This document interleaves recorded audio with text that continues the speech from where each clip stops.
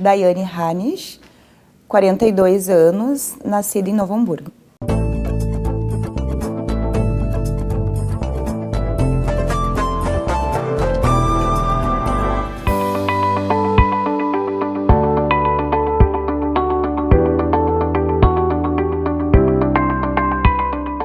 Eu morava no bairro Canudos, na Vila Esmeralda, e eu lembro que não tinha tantas casas, eram mais campos, assim, as casas eram bem afastadas umas das outras, né?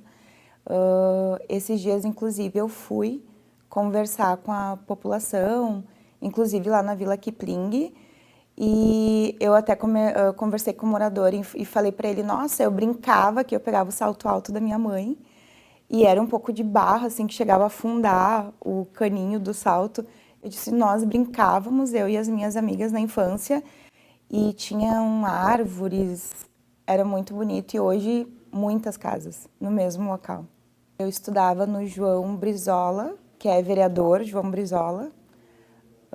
Eu lembro muito das professoras também, a professora da primeira série, a Sara, a Adriana Mate, Maria Angélica Flores, da terceira série, da quarta série, a professora Odete. São muitas lembranças maravilhosas. E o que eu gostava muito, eu sempre brinco, no momento do lanche, aquele leitinho quente com aquela bolachinha Maria, e tu poteava a bolacha no leite, aqueles momentos assim de confraternização com os coleguinhas. E das festas juninas também, eu lembro que eu ia com um vestidinho de prenda amarelinho, e o meu pai e a minha mãe vendiam rifas para ver qual seria a prenda mais votada. Muitas lembranças, assim, e daquele momento que nós saímos da rua Silvio Gilberto Christmann, daí eu pegava a rua Ovídio e subia pela rua Ícaro para ir para a escola também. Muitas vezes meu pai me levava, ele levava eu e a minha prima, quando meu pai não podia, minha mãe me levava, ou uma tia. Lembranças maravilhosas com meus primos. Sou formada em administração de empresas, e já trabalhava na área financeira. Trabalhei ali na Fevale, trabalhei no financiamento estudantil, depois fui para o financeiro da Fevale. E ali eu já comecei a pensar em estudar para concurso público. Então eu estudava para administradora do Detran, que era um cargo que existia, e estudando o Detran eu comecei a estudar também trânsito, que com 18 anos eu pensei em ser PRF, eu já estudava um pouquinho de trânsito. Depois, com a formação de administração, eu pensei em ir para o Detran. E naquele momento abri o concurso para a Guarda Municipal de... Não era Guarda Municipal ainda, Campo Bom não tinha Guarda Municipal. Era fiscal de trânsito. Então, prestei um concurso, haviam 2 vagas e consegui passar. Fui a primeira agente de trânsito mulher na cidade de Campo Bom, pioneira naquela época. Após, eu comecei a estudar, retornei os estudos para a PRF, e uma semana após o concurso da PRF, teria a prova da Polícia Civil. Eu pensei, já estou estudando a nível federal, vou fazer o concurso estadual. E fui muito feliz, não passei para a PRF, bati na trave, eu brinco sempre, e entrei para a Polícia Civil e comecei a gostar muito da área, não saí mais. Eu fiquei em torno de 7 anos, aproximadamente, bem complicado realmente, trabalhava com aproximadamente 20 homens. Teve momentos que eu abordava alguns homens e eles diziam, tu sabe quem eu sou? E eu olhava para ele e dizia, sim, o senhor é um infrator. Então isso era bem complicado, ainda mais em cidade pequena, que muitas pessoas são conhecidos, empresários, todo um círculo da comunidade, mas eu fui muito feliz também que como a cidade era pequena e eu ficava muitas vezes na Praça Central quando eu não estava com a moto ou com o carro, eu fiz muitas amizades também. Foi um momento muito maravilhoso. Quando eu fui para a Polícia Civil, eu estava com o meu filho, o meu segundo filho estava com 1 aninho de idade. Ele fez 1 ano em outubro e eu iniciei a academia de polícia em novembro. Geralmente a maioria das pessoas aluga um apartamento, fica em Porto Alegre para não pegar a BR todos os dias. E eu, como tinha essa questão do Mateus pequenininho, eu fiz questão de ficar em Novo Hamburgo. E os meus colegas, tu é louca, Daia, tu vai pegar a BR todo dia, é um curso cansativo. Muitas vezes eram aulas manhã e tarde, mas em outras oportunidades foram manhã, tarde e noite. Então eu chegava muito tarde em casa e 5 da manhã já tinha que sair novamente. E o Matheus, mesmo com um aninho, ele ficava me esperando, muitas vezes pela saudade que ele sentia. E ele ficava inquieto, chorava a noite toda, e às 5 da manhã eu já entrava no carro. E o meu colega dizia assim para mim, nós dividíamos gasolina, então íamos em 4 colegas. Muitas vezes eles diziam, Daia, pode chorar. Porque era muito cansativo e ao mesmo tempo aquela dor de deixar o filho pequeno. Mas o que me levou a, mesmo ele com 1 ano de idade, eu ir para a academia de polícia foi quando eu conversei com meu filho mais velho, Denis, e eu falei, poxa, filho, eu já fui mãe muito nova, eu tive que trabalhar o dia inteiro, estudar à noite, te deixar pequeno em casa. E agora, novamente, eu vou fazer isso com o Matheus. E ele olhou para mim e disse assim, mãe, eu não lembro dos momentos que tu não estava comigo. E os poucos momentos que tu ficou que foram de qualidade, me deixam muito orgulhoso da mulher que tu te tornou hoje. E aquilo ali foi um incentivo e impulso para mim tomar coragem novamente, deixar o Matheus. Foram 6 meses bem puxados, tínhamos também treinamento físico, mas valeu muito a pena. Na Polícia Civil, a minha primeira lotação foi aqui na DEAN de Novo Hamburgo, que é a delegacia especializada no atendimento à mulher. Após, trabalhei na primeira delegacia de Novo Hamburgo. Fui para São Leopoldo, onde eu trabalhei numa DEAN também, na DEAN de São Leopoldo. Tive a oportunidade de ser chefe de investigação lá. Depois fui para a primeira delegacia de São Leopoldo e há poucos meses retornei aqui e estou na DEAN de Novo Hamburgo. Quando eu era adolescente, meu pai entrou para a política e eu lembro a primeira vez que ele concorreu, nós dois dobrando panfletos, que eles eram um pouquinho maiores, os santinhos. E eu lembro nós dois numa mesa. Eu acredito que eu não tinha 18 anos ainda. E nós dois ali organizando tudo e montando os bloquinhos para poder fazer a entrega nas ruas. Depois, logo depois, o pai trocou de partido também, que é o atual MDB, que estou há mais de 20 anos, porque quando ele trocou de partido, eu troquei de partido junto com ele. Aonde ele ia, eu estava junto. E dali continuou essa questão, as campanhas sempre juntos. Em 2008, eu coordenei uma das campanhas dele, organizei carreatas, ficava também nós ficávamos numa sala e as pessoas vinham ali para marcar horário com ele, eu cuidava da agenda dele e ele ficava mais na rua, manhã, tarde, noite, eu brincava, madrugada nós batíamos agenda. Ah, pai, amanhã tu tem tal local para ir, tal local. Mas como eu segui a minha carreira, terminei a faculdade, trabalhei na área privada, depois passei em concurso, eu não consegui mais estar tão presente com ele como eu gostaria. Todos os dias eu lembro muito dele, as pessoas, esses dias são mais complicados para ti, não. Para mim ainda todos os dias são bem complicados. O meu luto, eu sempre digo, né, o luto é eterno. Nós temos fases do luto. E nós éramos muito companheiros, porque tanto a mãe quanto o pai, os dois também eram novos quando me tiveram. Então, eu fui a primeira filha, né? Sendo a filha mais velha, estava sempre junto com o pai. Quando ele era motorista de ônibus, antigamente a gente falava, eu vou puxar viagem. Os motoristas falam muito isso, motorista de ônibus. E o pai, quer ir puxar viagem com o pai? E eu ia com meu pai, sentava no banco de trás ali do motorista, levava alguma amiguinha minha também. Então, estava sempre participando, assim, da vida dele. Depois ele foi presidente dos sindicatos motoristas, tem foto, tô lá junto com o pai. Então, não ia ser diferente. Quando ele teve o baile também, eu trabalhava na portaria com ele.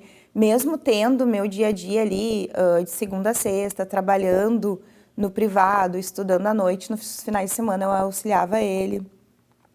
E quando ele foi para a política não foi diferente, fui junto. nas campanhas, ajudando, auxiliando, assessorando, mas como teve aquela questão da lei, quando o pai foi vereador, a primeira vez já tinha alterado a lei de nepotismo, que eu não poderia trabalhar com ele. Mas sempre que eu podia, auxiliava de alguma forma, o meu marido também. E dentro do MDB nós temos núcleos. Então eu participava já do MDB Mulher e o pai, quando assumiu como presidente, eu estava lá também naquele dia, à noite, saí correndo do trabalho, fui para lá para prestigiar ele e eram momentos maravilhosos, assim, que nós conseguíamos estar muito juntos e trocar ideias para políticas públicas para a nossa cidade. E eu lembro que dia 19 de março de 2022, menos de um mês antes do falecimento dele, eu coloquei, pai, eu tô aqui no partido, tu não vai chegar, é importante tu vir hoje. E ele tinha um exame para fazer. E ele disse, e ele escreveu, eu tenho até hoje a mensagem dele, que ele disse assim, filha, vai me representando, vai seguindo os meus passos, eu vou ser muito bem representado por ti. E eu fico um pouco emocionada, né, de lembrar e a saudade e tudo mais. E eu sempre pensava assim, eu não pensava em concorrer, porque já estava na Polícia Civil, fazendo pós-graduação na área e me especializando. Mas se um dia eu pensasse em concorrer, se eu concorrer, inclusive naquele dia 19, uma mulher do MDB de Campo Bom falou para mim assim, Daia, tu vai concorrer a vereadora na próxima. E eu não, se meu pai for, eu não vou. Ai, mas teu pai daqui a pouco vai para vice-prefeito ou prefeito. Eu disse, daí sim. Daí eu brincava, vamos fazer o santinho casadinho. Então, até por isso mesmo, quando teve a minha campanha, nós não pensamos duas vezes, né? Colocamos o pai no santinho também. Então, nós estávamos muito ativos ali no finalzinho. E daí, no dia 11 de abril, menos de um mês depois do que ele me falou, ele faleceu. E meses depois, eu estava lendo as mensagens, quando me deparei com aquela mensagem ali do dia 19 de março, que ele fala, né, vai me representando, seguindo os meus passos. E naquele dia eu decidi, vou concorrer. Então, dali a gente começou as estratégias. Ele iria o ano que o Márcio foi e no fim recuou. Então, teve toda uma questão, assim, dentro do partido, as pessoas queriam muito que ele fosse também. Que ele era muito carismático, muito querido por todos. E a atuação dele no partido estava muito forte também. O partido estava muito unido, assim, com a liderança dele. Ele era um líder nato. Eu sempre dizia assim, pai, eu queria ter um terço, assim, da tua sabedoria na política. Da tua sabedoria de vida e tudo, porque ele não tinha muito estudo, mas ele era muito mais sábio que muitas pessoas que têm doutorado. Então, eu sempre falava com muito orgulho e falava isso para ele. E hoje eu fico feliz que eu falava. Eu dizia, pai, eu te amo. Pai, tu é muito inteligente, eu tenho muito orgulho de ti. E isso que dá aquele acalento, assim, sabe? Eu tive coragem de falar. Eu sempre digo assim, ele tinha 60 anos, mas ele era muito além do tempo dele. Ele sempre incentivava os jovens, ele sempre estava muito à frente do tempo dele. Porque muitas amigas minhas diziam, meu pai nunca disse eu te amo. E o meu pai, para mim, sempre disse muitas vezes. Então, ele foi muito além do tempo dele. O pai sempre dizia, tu não tem noção do que é ser um vereador de Novo Hamburgo. É muito trabalho, nós fomos demandados o tempo todo e não estou me queixando, são fatos.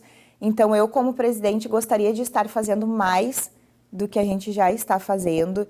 Então, sempre tenho que melhorar. Logo, nos primeiros meses da comissão, a primeira coisa que nós tivemos foram reuniões com as pessoas que passaram no concurso e ainda não foram chamadas. Tivemos também com os guardas que estão na ativa para pensarmos a aposentadoria, o plano de carreira deles. Então, fomos bastante demandados nesses pontos. Eu estou muito feliz como vice-presidente, porque eu estou aprendendo muito. Tu estar ali na mesa no primeiro ano é uma evolução muito grande, é aprender como que funciona todo o andamento da casa. Para mim foi muito importante para isso. e ao mesmo tempo sem toda aquela responsabilidade que o presidente tem. Tu ser vice-presidente do primeiro ano, tu tá aprendendo o que o presidente faz para, claro, com certeza, né, tenho esse desejo de, dentro desses 4 anos, um ano ser a presidente desta casa, para principalmente também ter aquele significado. Temos 3 vereadoras, pelo menos um ano uma mulher assumir. O ideal seria se 3 anos pudesse, um ano a vereadora Deza, o outro ano a vereadora Daia, o outro ano a vereadora Luciana. Mas nós sabemos que os homens são a maioria e que isso não vai ocorrer, mas que pelo menos um ano uma mulher fique à frente desta Casa Legislativa. Eu me senti, assim, 2 anos e pouco muito sozinha lá dentro. Tivemos, logo no primeiro momento, logo que ele faleceu, teve a eleição da presidência.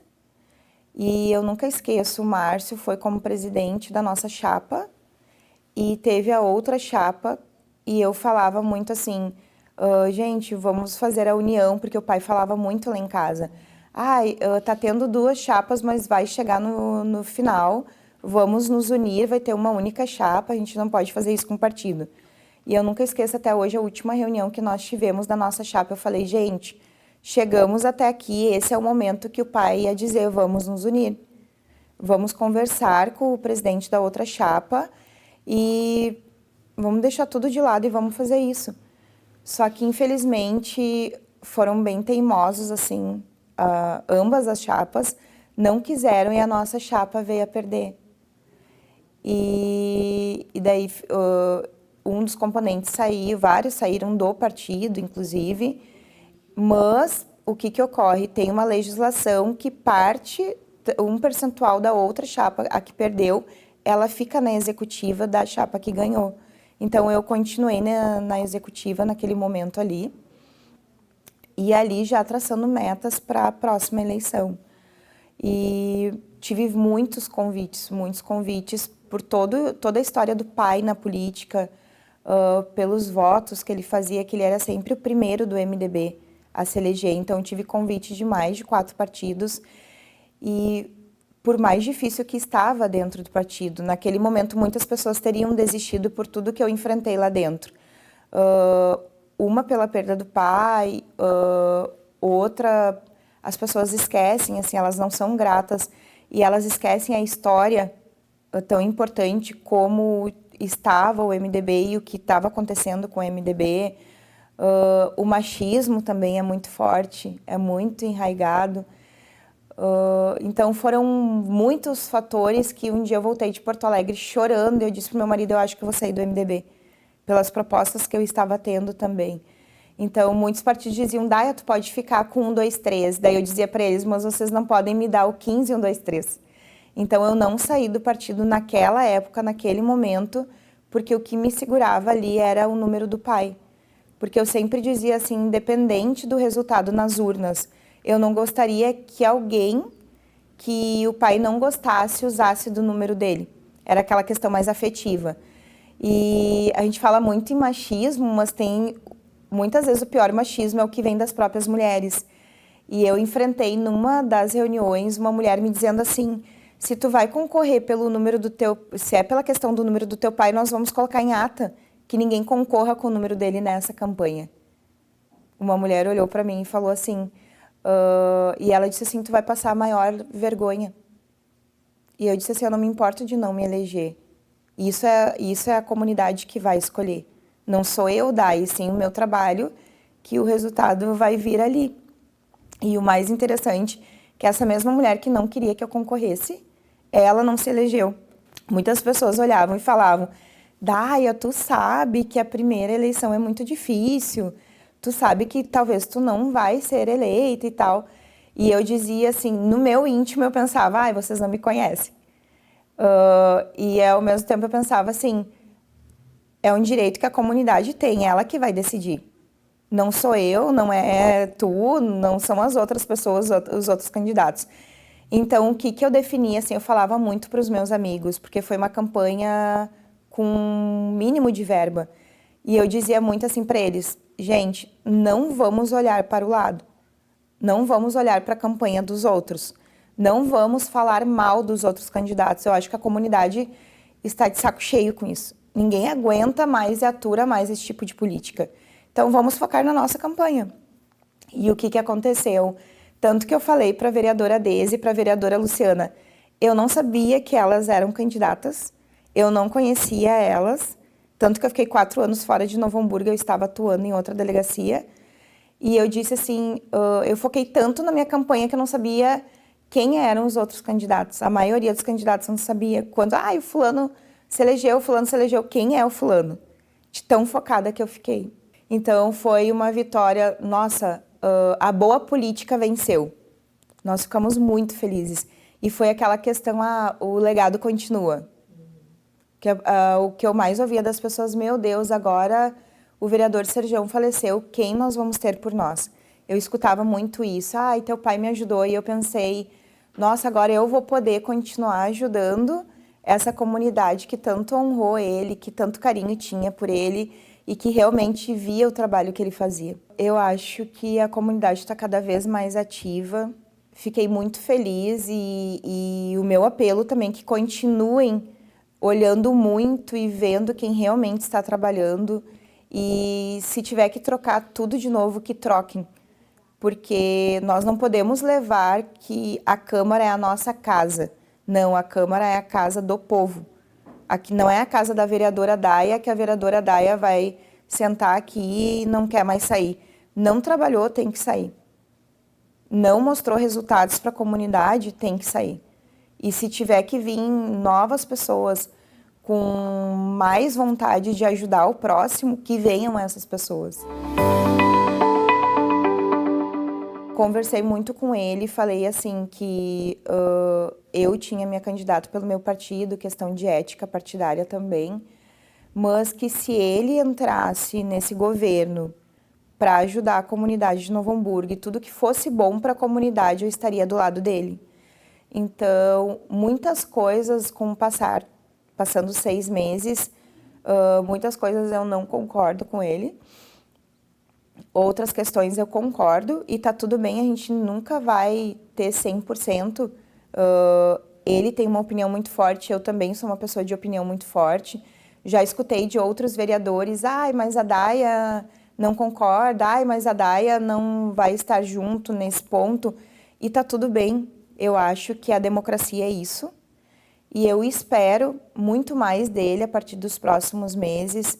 Eu espero que tenha mais verba para o nosso hospital, que o nosso hospital tenha um olhar melhor do que está tendo, porque o que eu estou vendo nesses últimos 6 meses ainda não é o que eu quero para a saúde de Novo Hamburgo. Quero mutirão de cirurgias, mas para ter o aporte do Estado para mutirão de cirurgias, precisamos de mais leito no hospital. Vamos entrar para um 3º anexo do hospital, mas não terminamos, não concluímos o 2º anexo ainda. As UPAs, a UPA de Canudos principalmente, tem que ter uma estrutura muito maior do que tem hoje, mas tem que reformar todo o prédio que está lá. Os funcionários carecem de um ambiente de trabalho melhor, a comunidade carece de um atendimento mais digno, mais humano. São tantas coisas. Foi demolida aquela questão ali da Praça do Centenário, não foi dado um tempo para a Sidônia, a filha da Sidônia, eu não me recordo agora o nome dela, pelo menos de 90 dias para ela poder realocar e ir para outro espaço, e sendo que agora nem foi levantado o prédio ainda. Então, essas questões que eu não concordo, vai demorar para levantar o prédio, então dê um tempo a mais para as pessoas que estão ali irem para outro local. Então, são questões pontuais que as pessoas dizem, mas a saúde está um caos em todos os locais. Eu sei, mas o quanto mais nós podemos fazer pela saúde de Novo Hamburgo? O quanto mais podemos fazer pela segurança de Novo Hamburgo? Precisamos de mais guardas municipais nas escolas. Temos que chamar as pessoas que passaram no último concurso, que teve todo um custo para o concurso que teve. Então, tem que chamar mais de 30, mais de 50, mais de 100 agentes que estão no aguardo, prontos para iniciar, para logo após ter o novo concurso também. Temos que ter a guarda nas ruas, mas principalmente nas nossas escolas, por tudo que está acontecendo, pelos atentados que ocorrem em outros municípios, não queremos que isso ocorra em Novo Hamburgo. Tantas outras coisas, né? Cuidar das nossas crianças e adolescentes para termos um futuro melhor, através da educação, também formando jovens, que é através do esporte que une a educação. Temos que ter muito mais espaços para o esporte em Novo Hamburgo, que através do esporte, através da educação, nós vamos estar ajudando na segurança pública. Então, a segurança pública é interligada em todas essas áreas. Então, tem muito a melhorar. Sei que para um gestor é pouco tempo, mas tem que começar o quanto antes. Além da questão da Maria da Penha, da Lei Maria da Penha, de todo esse enfrentamento de violência contra a mulher, também na DEAN existem os casos de abuso sexual de crianças e adolescentes, de pessoas adultas também. As pessoas acreditam que geralmente a DEAN é só Maria da Penha, e não é só, é um leque muito maior. E eu sempre falo, cada estuprador que nós prendemos, cada pedófilo que nós prendemos, são quantas outras crianças que nós salvamos. Então, é uma questão assim, nós brincamos na polícia, tráfico é enxugar gelo. Então, quando tu trabalha e atua numa DEAN, o meu sentimento, pelo menos eu, como policial inspetora, o sentimento da DAI é esse. Quantas crianças nós salvamos diariamente? Então, isso te move todos os dias a fazer um trabalho cada vez melhor, cada vez mais especializado. Fiz uma palestra há poucos meses em Lomba Grande, numa comunidade, uma roda de conversa com mulheres falando sobre isso. No Rio Grande do Sul tem um machismo estrutural muito mais enraizado. É muito mais forte, tu percebe, que em outros estados. E isso cada vez mais, muitos homens não aceitam a independência das mulheres, que agora as mulheres trabalham fora, elas não vivem só naquele ambiente familiar, não são mais do lar, a maioria das mulheres, e tudo isso mexe um pouco com os homens. Esse machismo ainda existe e muito forte. Muitos casos, os homens, assim, discretamente, eles não demonstram, mas lá naquele íntimo dele, e tem momentos que tem a explosão. Então, e o que mais acontece também? Tem um ciclo de violência doméstica, que nós falamos, que as mulheres, elas estão naquela fase muito boa, início de relacionamento, depois ela começa a sentir aquele homem mais apreensivo, mais rude, começam com as grosserias. Depois das grosserias vem a explosão, que daí vem a violência física, não só a violência psicológica. E com tudo isso, depois vem o pedido de perdão, que nós falamos muito, que é a fase da lua de mel. E aquela mulher, ela realmente, no íntimo dela, ela sente, não, ele vai mudar. Então, ela dá outra oportunidade para ele. E é ali que é o risco maior, que vem toda uma violência muito mais forte e acaba acontecendo o feminicídio. Tem um projeto aqui no Fórum de Novo Hamburgo, a Justiça Restaurativa. Muitos homens também nós percebemos, até no momento do depoimento, que eles não percebem que o que eles estão fazendo, a cultura tão enraizada, que eles não percebem que eles estão cometendo uma violência. E nesses grupos restaurativos eles conversam, trocam experiências e eles conseguem visualizar, nossa, eu não acredito que eu fiz isso. A forma como eu falei com ela, para mim, era natural. Como isso é normal? Então, aquela coisa é cultural, totalmente. E essa questão da justiça restaurativa já foi comprovado em reuniões que nós participamos que não ocorre mais nenhum caso a partir do momento que o homem se trata e percebe que o que ele estava fazendo era errado. Então, tem muito que melhorar. Temos que ter muitas políticas públicas para alcançar o maior número de homens. Eu estava atendendo uma mulher, registrando uma ocorrência, que uma vez por semana eu registro ali na DEAN, E a mulher olhou assim para mim e perguntou: moça, eu não tenho como ir para um abrigo, ficar lá porque eu tenho que sustentar os meus filhos, porque era ele que me sustentava. Eu gostaria de saber se tem um aluguel social aqui no município de Novo Hamburgo. Então, a partir daquele dia, eu já entrei em contato com o gabinete, conversei com a minha equipe, que é maravilhosa também, que eles fazem muita diferença aqui no nosso município. E colocamos, Porto Alegre já tinha colocado como projeto de lei, e nós colocamos, como é competência do executivo, nós colocamos como um projeto de indicação para que Novo Hamburgo aderisse ao aluguel social, porque isso já está na Lei Maria da Penha, mas o município tem que regularizar essa situação. Tem o machismo, sim, e ele não é muito velado. Se as pessoas perceberem um pouquinho, eu não vou citar nomes, eu passei por uma situação aqui bem forte desse machismo, principalmente quando foi a votação ali da questão da troca de horário da sessão, que eu queria que a sessão mantesse segunda-feira à noite. Por quê? 50% pensando nos funcionários da casa ter uma tarde, 50% pensando na comunidade. Porque a gente sabe que é complicado para o funcionário também sair tarde da noite, deslocar. Tem funcionários da Casa Legislativa que moram em Porto Alegre, moram em Canoas, moram em outros locais. Mas, ao mesmo tempo, era o momento que a comunidade podia estar mais presente, que era à noite. Então, eu, como concursada, penso muito no servidor público, mas, como comunidade, como vereadora, eu tenho que pensar em toda a comunidade de Novo Hamburgo, na participação popular. E naquele momento eu fui para a tribuna, fiz um discurso e veio um vereador me intimidar, sendo que nessa votação foram 2 homens e 2 mulheres. E ele não foi intimidar os outros homens, ele só veio me intimidar. E eu olhei bem para ele e falei: por que o senhor não foi falar com o fulano e o ciclano? Por que o senhor está direcionado a mim? A minha fala não foi muito diferente da dos outros. Então, tem sim essa questão da violência política de gênero. E não só comigo.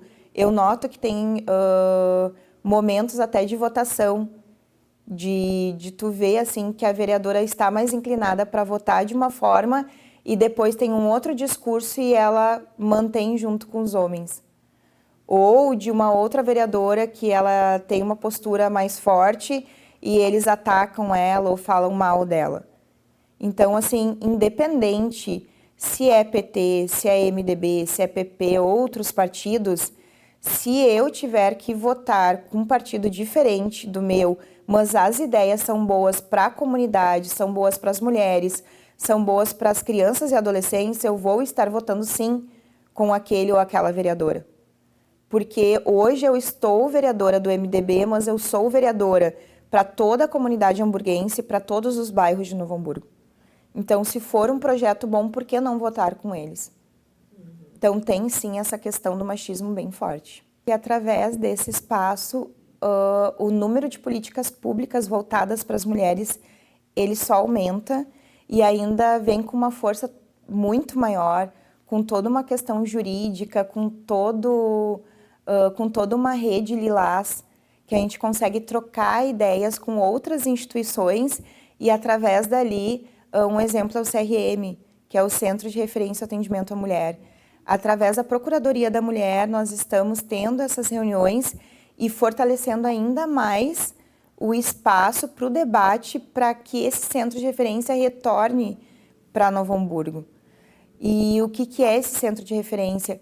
Quando uma mulher ela sai de uma delegacia, ela precisa de um atendimento jurídico, ela pode ir no Centro de Referência Mulher. Ela precisa de um atendimento psicológico, um atendimento, inclusive social. Ela pode ir para lá, porque no Centro de Referência Mulher vem toda a questão do atendimento humanizado, do atendimento especializado para aquelas vítimas que sofreram violência de gênero e que sofrem ainda. Então, Novo Hamburgo carece o quanto antes e precisa. E é muito triste saber que o Centro de Referência Mulher se extinguiu quando tivemos uma prefeita que era mulher. E é muito triste, assim, a gente fica muito chateado, mas temos que o quanto antes, e esse é o trabalho da Procuradoria, trazer o centro de referência para Novo Hamburgo. Eu fui uma mãe muito nova, tive um primeiro namorado, engravidei aos 14 anos de idade. Foi um momento de um baque, assim, porque eu era uma menina muito tímida, muito quietinha, era a mais quietinha das primas. Então, e o meu pai e a minha mãe estavam sempre comigo, então foi um susto muito forte. Eu lembro que meu pai chorou um dia inteiro, chorou, porque ele entendia já tudo que eu ia passar, o que tudo aquilo significava. E eu tive o Denis, que é uma bênção na minha vida, que a gente brinca, a gente se criou junto, eu e o Denis, porque foi ali a minha adolescência e a preocupação dos meus pais. A Daia não vai mais estudar. Então, e eu escutava muitas coisas ruins de pessoas dizendo, vai ter vários filhos, não vai mais estudar, não vai fazer nada. E o papel do meu pai e da minha mãe foi fenomenal, assim. Eu tive um apoio que eu gostaria que todas adolescentes tivessem dos pais, porque na grande maioria os pais expulsam de casa e o meu pai e minha mãe me acolheram de uma forma e não quiseram que eu saísse de casa. Se eu estava com desejo de comer uma melancia, o pai levava 3 melancias para mim comer. Então, foi todo um aporte que eles me deram para mim continuar estudando, para começar no mercado de trabalho. Então, eu trabalhava o dia inteiro, estudava à noite eu chegava correndo para ficar com meu filho. Finais de semana, era todo dedicado para o meu filho. E muito tempo depois, quando meu filho tinha 4 anos, eu conheci o meu marido atual, que é o Júlio. Muito tempo depois, com 33 anos, eu fui ter o Matheus. E quando o Matheus nasceu 22 de outubro e o meu aniversário era 23 de novembro, ou seja, ele tinha um mês e um dia. Quando eu arrumei toda a minha roupa e todas as mulheres que tiveram filho, sabe? Que o primeiro mês é muito complicado, o bebê chora, não dorme, a mãe não dorme, o pai não dorme, toda a família.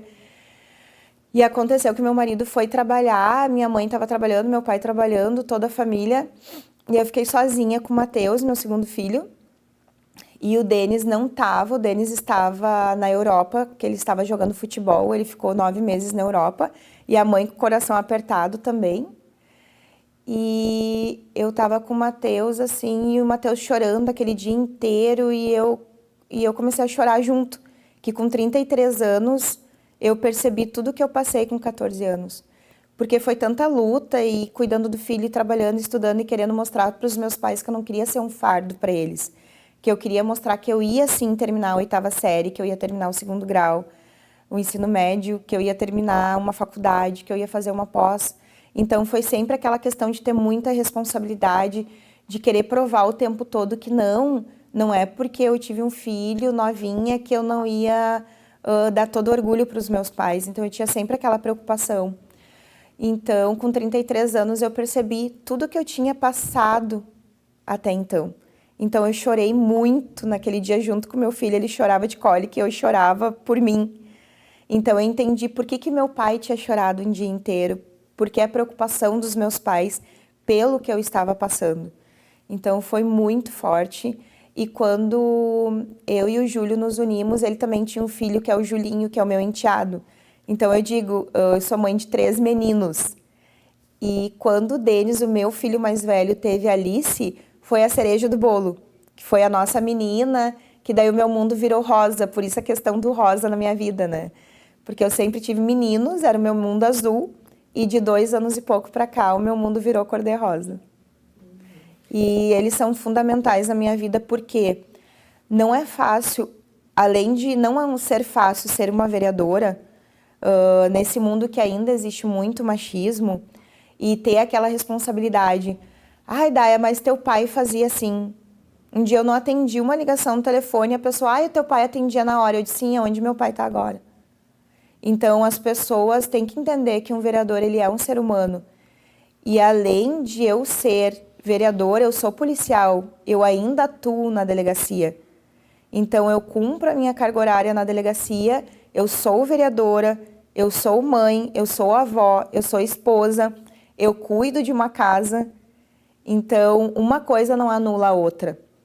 E essa questão que eu quero deixar, por mais que eu tenha todo um aporte que eu tenho a ajuda da minha mãe, dos meus irmãos, dos meus filhos, do meu marido, eu tenho a Daia, eu tenho aquela figura, eu sou um humano que eu preciso comer, eu preciso respirar, eu preciso dar conta de tudo. E nem sempre eu vou dar conta de tudo. Eu brinco, como tu dá conta? Não, eu não dou conta. E cuidar da minha saúde física e mental.